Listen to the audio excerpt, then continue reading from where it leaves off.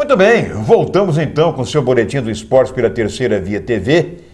E eu pergunto a Fernandinho. Fernandinho, americano foi a Bariri, sofreu um gol no primeiro tempo, um gol de falta, né? E marcado por aquele jogador chamado Anderson Duó, que é um zagueiro, né? E não teve, como você bem disse, competência para conseguir pelo menos um empate durante o resto do jogo.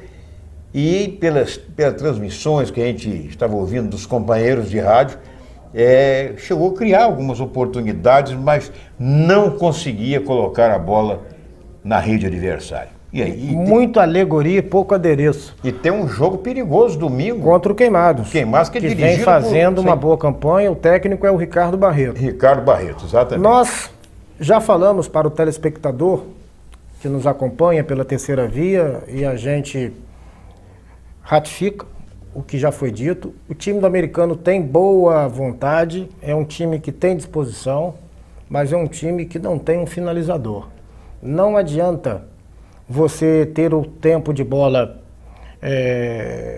maior e melhor do que o adversário se você não consegue concluir para o gol as jogadas que são criadas. Se você não tem êxito na parte final, não adianta. Isso não resulta em nada. Futebol é bola na rede, você tem que ser prático, objetivo, fazer valer a sua superioridade, mas tendo, sobretudo, objetividade. É o que falta ao time do americano. O Léo Guerreiro, até agora, não justificou a sua contratação. Não joga dentro da área. Quando retorna para tentar buscar o jogo no setor de meio campo, tem uma certa dificuldade. E o americano, por sua vez, também não tem aquele meia que possa chegar para poder alimentar do meio para frente boas jogadas de ataque. O Adrianinho não me convenceu nos jogos que eu vi. E o Felipe, que é um bom jogador... Se movimenta muito bem. Ele se movimenta bem porque é um elemento que cai bem pelos flancos, mas ele precisa de uma pessoa para jogar com ele. O americano montou um time que todo mundo ficou dizendo: esse time vai chegar, esse time vai fazer, esse time vai acontecer. E até agora não aconteceu. Sofreu esse revés para o Olaria. Está arriscado não conseguir vencer do Queimados. Espero que vença, porque vai ser bom para o futebol de nossa terra.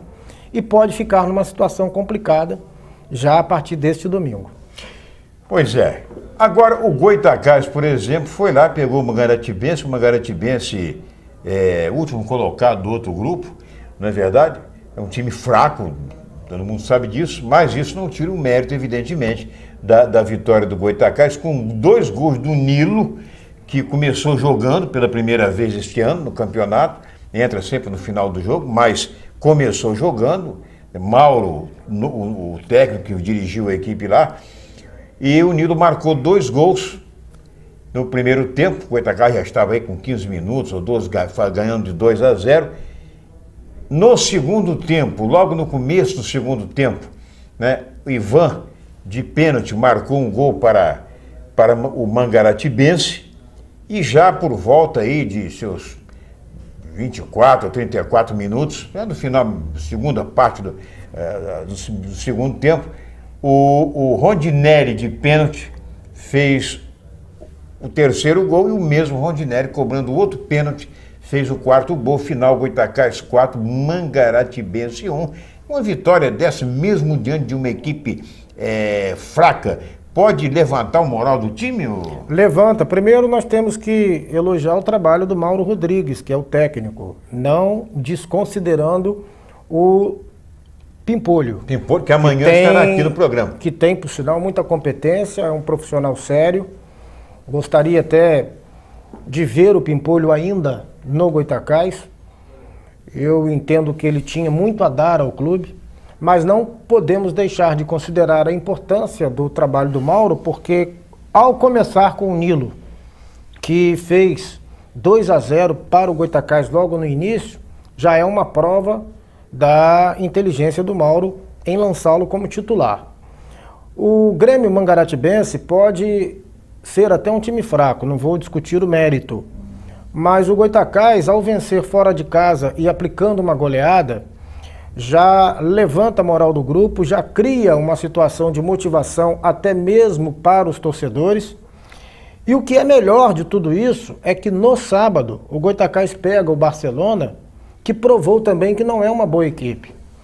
E fazendo valer o fato de jogar no Ari de Oliveira e Souza, o Goytacás tem tudo para conseguir uma vitória que venha colocá-lo numa boa posição a nível de classificação. O Barcelona, inclusive, o americano já enfrentou. Já venceu fora. O Barcelona fora, na Ilha do Governador, por 3-0. É uma grande oportunidade para o Goytacás ganhar 3 pontos e tentar fazer um jogo em que ele goleie para ter o saldo de gols, que sempre é importante no sistema de classificação numa reta final. Muito bem. Outro jogo de times da região ontem foi o jogo lá do Duque de Caxias com São João da Barra. Eu conversava aqui no sábado passado com o Fábio Menezes, e ele me dizia assim: rapaz, do próximo jogo do São João da Barra vai ser lá, e uma barra com o Duque de Caxias e tal. E acabou o São João da Barra abrindo a contagem, que o São João da Barra fez 1-0, gol de Pablo no primeiro tempo, né? O Duque de Caxias conseguiu depois virar no segundo tempo, 2-1, e no final do jogo o São João da Barra conseguiu empatar a partida, um gol de pênalti.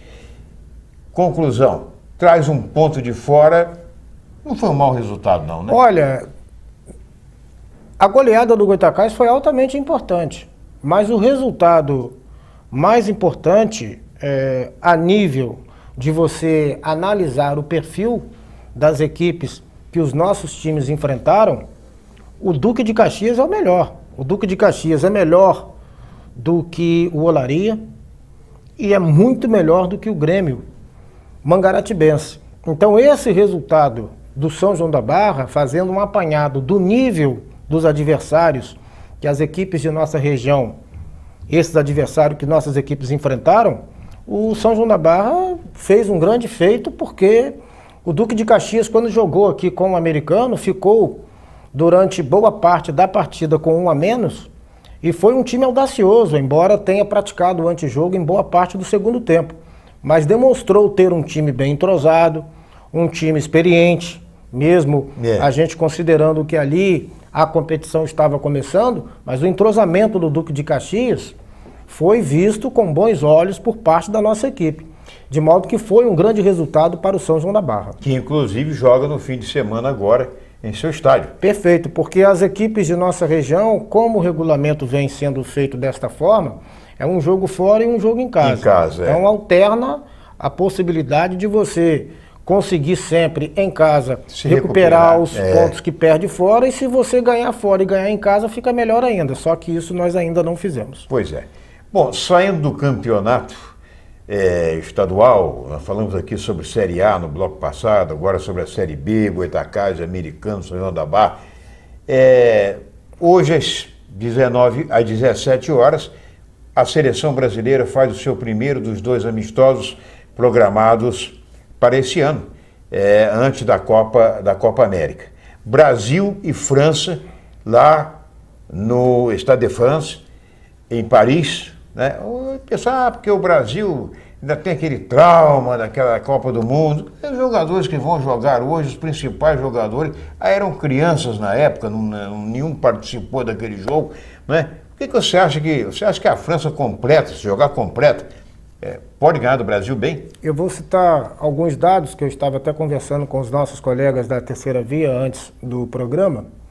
Eu acompanhei vários clássicos do futebol brasileiro nesses últimos dias, e ontem fiquei mais focado no jogo do São Paulo contra o Palmeiras do que nos jogos das equipes do Rio de Janeiro, por ser um clássico de grande importância do futebol brasileiro. E aliás o nosso Davi, em homenagem ao nosso Fábio Luiz, já colocou aí o gol em que Rogério Ceni, né, saiu, adiantou-se muito, que acabou sendo encoberto. Nós vamos levar muito tempo sem conquistar Copa, essa é a minha visão, porque o nível do nosso futebol está bem abaixo do futebol que se joga principalmente na Europa. Independente da França jogar completa ou não, vai ser um teste importante, e o Brasil tem que sempre pautar a sua preparação, seja para a Copa América, seja para a Copa do Mundo, com adversários de alto nível, porque você vai qualificar melhor a própria seleção brasileira. Não adianta você pegar adversários que não tenham grande expressão, porque para você ganhar uma Copa, para você ganhar uma competição internacional, você tem que estar muito bem preparado. Trauma eu desconsidero. Trauma é você perder de 7 para uma Alemanha. Exatamente. Perfeito? Claro. Embora o jogo de hoje seja disputado no mesmo estádio em que a França nos eliminou, quando a Copa foi disputada na França. E depois desse jogo, o Brasil jogou 2 vezes lá, amistosos, empatou uma vez e perdeu outra. Trauma é isso. Trauma é você tomar numa Copa do Mundo, jogando dentro da sua casa, uma goleada como essa que nós sofremos para a Alemanha. Então não existe nenhum trauma em função da gente ter perdido aquele jogo para a França, que por conseguinte nos eliminou da Copa. Com certeza. O Dunga está invicto nesta sua segunda passagem pela seleção brasileira, vem realizando um bom trabalho, e embora ele não tenha anunciado qual time que vai entrar em campo hoje, ontem, mas dando na chance coletiva, a novos jogadores, novos garotos. Exato. Houve até algumas críticas, porque se trata de um amistoso e todos imaginavam que ele fosse anunciar o time que vai começar jogando, mas a gente espera que o Brasil, aproveitando esse embalo da própria invencibilidade do Dunga e pela implantação de um novo método de trabalho, que possa conseguir um bom resultado contra a seleção da França. Ô Fernando, para a gente encerrar, só uma questão.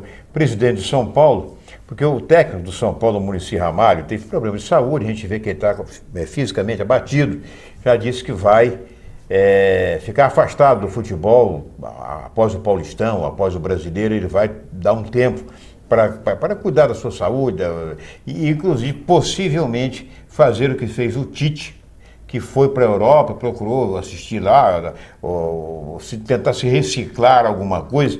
Você acha importante o técnico brasileiro, os treinadores brasileiros, procurar se reciclarem lá no futebol europeu? Porque, inclusive, o presidente de São Paulo disse que se Muricy sair, ele vai querer um técnico estrangeiro e não quer nenhum técnico sul-americano, ele quer um técnico europeu. Porque o futebol vem evoluindo a cada momento e você tem que estar sempre se atualizando. Eu até digo que não há tanta necessidade do profissional se reciclar lá fora.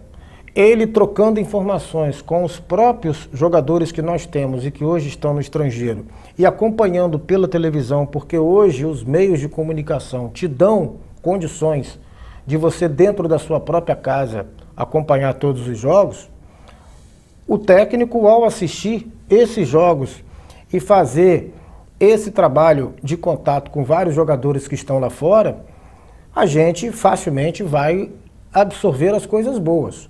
O problema maior do futebol brasileiro, é uma opinião minha, né, reflete no nosso calendário, que tem que ser mais enxuto para a gente poder dar um tempo maior à nossa seleção brasileira. Isso até hoje não foi feito. Há previsão de que algumas reformas serão feitas, mas isso está apenas na promessa. Nós temos que enxugar os nossos calendários, criar meios das competições regionais e nacionais serem competições mais com tempo menor de disputa, sem essa extensão toda, para você sempre estar convocando a sua seleção e dar a ela condições de, nos amistosos, se preparar para as competições internacionais. Olha, na próxima segunda-feira nós estaremos aqui com o Fernando, como sempre, aquele nosso convidado das quartas, ou melhor, das quintas e das segundas-feiras. O Fernandinho, nós vamos falar também, além de tudo, sobre americano, Goitacás, no final de semana, os jogos, os gols e tal, nós vamos falar também sobre essa lei do futebol que a presidente Dilma, né, apresentou com relação ao pagamento, financiamento das dívidas dos clubes, mas com certas imposições e tudo mais, o clube sendo rebaixado se ficar devendo a jogador. Bom, tudo isso nós vamos conversar segunda-feira aqui no seu Boletim do Esporte pela Terceira Via TV. Um abraço a todos e até amanhã a partir das 13h30, com mais um Boletim de Esporte e com o Pimpolho, ex-treinador do Goitacás, conversando com a gente. Um abraço e até amanhã.